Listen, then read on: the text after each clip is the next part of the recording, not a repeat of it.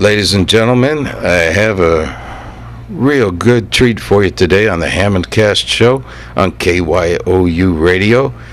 I'm in the town of Foster City, California, with an old friend, one of my favorite musicians who helped show the way to the East Bay funk sound. I'm sitting here with Doc Kupka, Stephen Doc Kupka. How you doing, Doc?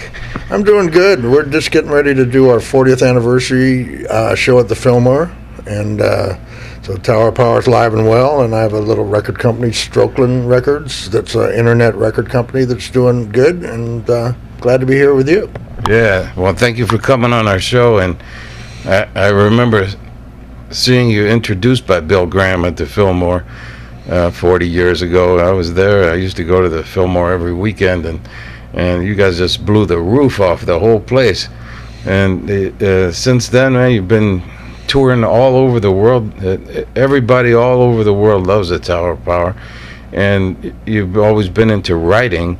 And we have a lot of friends in common. We were just talking about our old friend Frank Beiner. I know you did some writing with Frankie.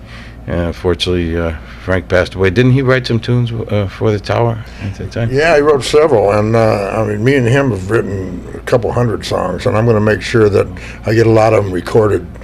As I do every project I do, I'm going to make sure there's at least one Frank Beiner, maybe more. He was a great writer. That's beautiful. Friend. You're keeping his spirit going. He was a great R&B singer and a very competent musician too, as well. So he was a great writer, and I know he collaborated on a lot of things with you. So it's really great that you're doing the Strokeland record label now. So when was that born? It was born over 10 years ago, but I want to say about Strokeland, I have an R&B record on it called Bumped Up to First Class, and it's the last thing Frank Beiner ever recorded. Really? Yeah, it was actually a dub. But then when he passed away, we put a regular recording around his vocal, and so I'm very proud that the last thing he did is on my CD. Wow, that's fantastic. Well, we definitely encourage everybody to go out and get that. And how can they get your music? Is any of it on iTunes? It's on iTunes, and those digital downloads, you can get it that way, or go to my site, strokeland.com, and order off the site, or come to a Tower Power show, and right. they're at the Tower Power shows. Well, it's really exciting that you're going to do this 40th anniversary thing at the Fillmore, and I was at the reopening of the Fillmore when they came back from Europe, and I got a call from my old friend Bob Barsotti. You know the Barsotti brothers? Oh, absolutely. Yeah. Sure. Good guys. Yeah. And, they lovingly restored the Fillmore as a tribute to the main man, Bill Graham. It was a huge loss when he and Killer Khan and the young lady, when they crashed in the helicopter. What year was that? I'm trying to think what year was it? 1991. 91, yeah. I was living in Europe. I remember I saw the USA Today, the headline, and I just my heart stopped. They did so much. Bill did so much for the music scene. Not too long ago, I had Lydia Pence on our radio show, and she was talking about how she got signed by Bill, and did the album that was produced by Donny Hathaway, and I mean, just one show after another. He was the cat. He mixed up the formats of the music, so like, you'd have the East Bay funk thing. Well, you guys were really one of the founding members of that whole movement of music, and plus you're one of just about 2 or 3 horn bands at the time, maybe the first, your first album, what was that, 1970? Yeah, it was East Bay Grease in 1970. Actually, Cold Blood was right before us. And I'll tell you an interesting thing about Bill Graham. We did the last night at the Fillmore, and it was at a time when we were beefing over a business thing that wasn't working out. But he knew it would be good for the show to have us, and even while we were having a business dispute, he booked us, and I'll never forget that. Bill Graham was a great man, and it was a big loss when they had that accident. He oversaw a lot of musicians in the Bay Area. He knew what was happening. He had feelers all over the Bay Area, you know. And so, you know, I was always sort of on the fringes of the BGP thing because the Barsotti brothers were friends of mine. And I knew Bill enough that, you know, he would talk to me when he saw me. And then, you know, he picked up Eddie Money. You know, 2 weeks later, the guy was on every TV show there was. You know, they had a big breakout. But I know that, you know, you had some really great shows at the Fillmore. So it's great. 40 years later, you're coming back in. Are you going to have any special guests from the old days coming in and joining you? Yeah, a lot of the alumni.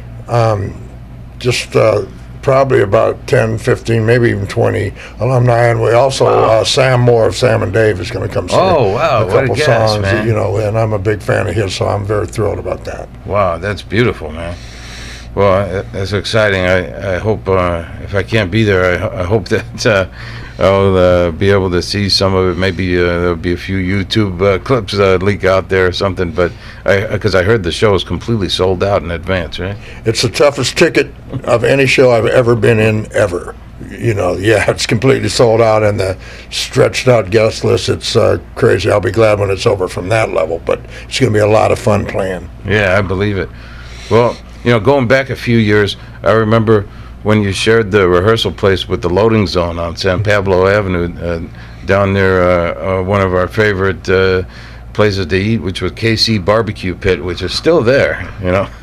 And when Chester came in the band, Chester Thompson, he was working a day gig at the Bank of America. He didn't have his organ yet, so I got a call from Doug Kim. And Doug said, can we use your organ? Because you had, I think the first gig that you hit with Chester was at Winterland, which was not too shabby for a first gig, right? So that was great. How long was Chester on the band? He was with you cats for a long time, right? Almost 10 years. Wow. And Chester's a great man. He's not only a fabulous musician, but a wonderful guy. He's just a real even-tempered, he's a sweetheart, nice person, yeah. And just a fabulous muso. Yeah. Just a great musician. They don't come any better than Chester. And before he joined the Tower Power, I used to go and hear him on the weekends over at a place called the Off Plaza Lounge in San Francisco, you know. And then I had his first album on the Black Jazz record label. It was called Powerhouse. Remember that one? That's right. Weird Harold. We always thought it was fate stepped in. The guy whose record was Powerhouse joined Tower of Power. Right. Thought that was very cool. Yeah, man. Well, you know, you had a great premonition to add Chester that just really blew the whole scene open with Squib Cakes and everything, you know, and you've had a lot of great people come through your band, but the core of the band remains the same. You and Mimi go way back, right?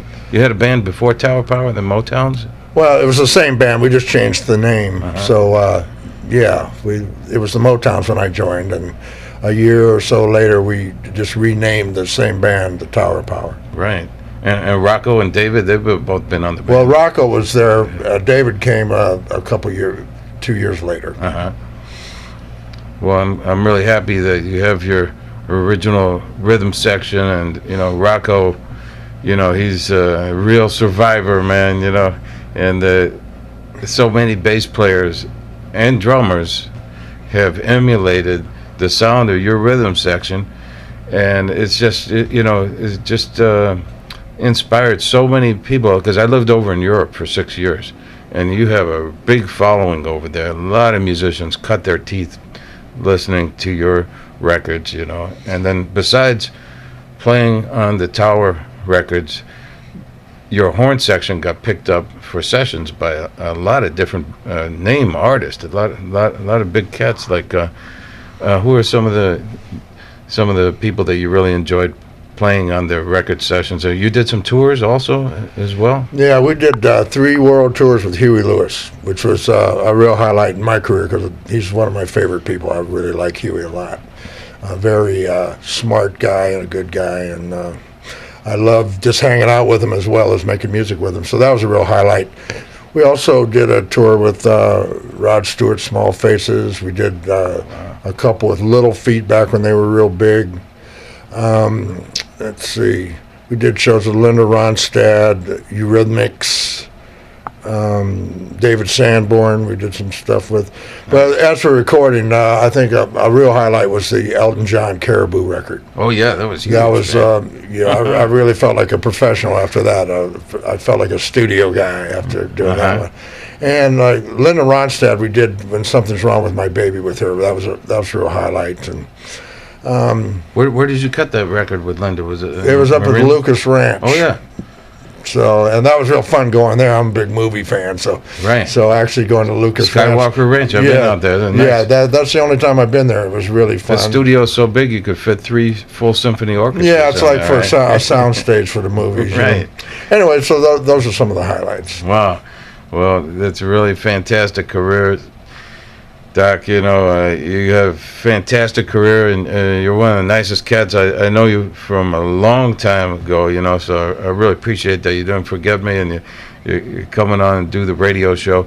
So folks out there, you got to check out the whole range of music that Doc has been on. And remember the 40th year anniversary of the Tower of Power at the Fillmore Auditorium, where you guys blew the roof off the place, and I was there, and like you say, you shared a lot of the same musicians from Cold Blood, Tower of Power, Skip, and Sandy McKee, I remember Sandy. Yeah. Sandy was a nice cat, Yeah, he was quite a character. Really.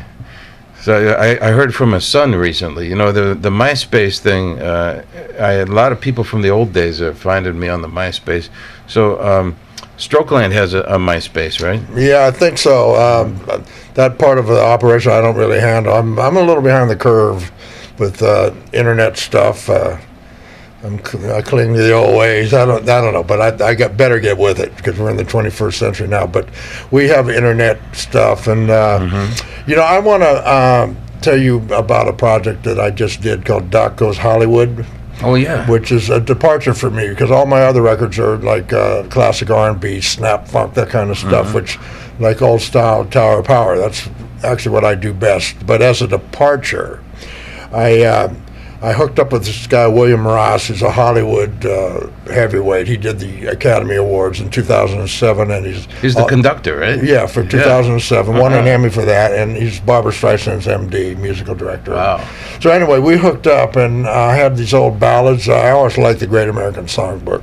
I thought those guys could really write. As a matter of fact, I thought the songwriting from then is better than the songwriting now, to be quite honest with you. They treated it like a master craftsman would, But anyway, so I wanted to write some songs in that style, and when I hooked up with him, we wrote 3, and I had several from just through the years that I've written in that style, and he orchestrated them, and I put it out, and it's a departure, and it's a fabulous CD, and I hope your listeners, some of them, will check it out. We're definitely going to spin that. Doc Goes Hollywood. Well, that's great, man. I love a good ballad, and that they always say that's the true test of a musician, when you can play a ballad. Yeah. That really takes a lot of maturity, and you've got a lot of water under the old Bay Bridge now, Doc. It's really great to see you. I want to thank you very much for coming on our radio show. We're on the CBS Radio Network here at KYOU Radio. And you can catch the Oakland A's baseball games on here, a lot of financial advice programs, but we come on in the early morning and some other times too, and streaming all over the world from KYOURadio.com. So before we back it down, what have you got to say to our listeners on KYOU Radio? Well, if you're an Oakland A fan, KYOU, and if you just like good radio, KYOU San Francisco. And thank you so much for having me. Right on. Thanks a lot, Doc.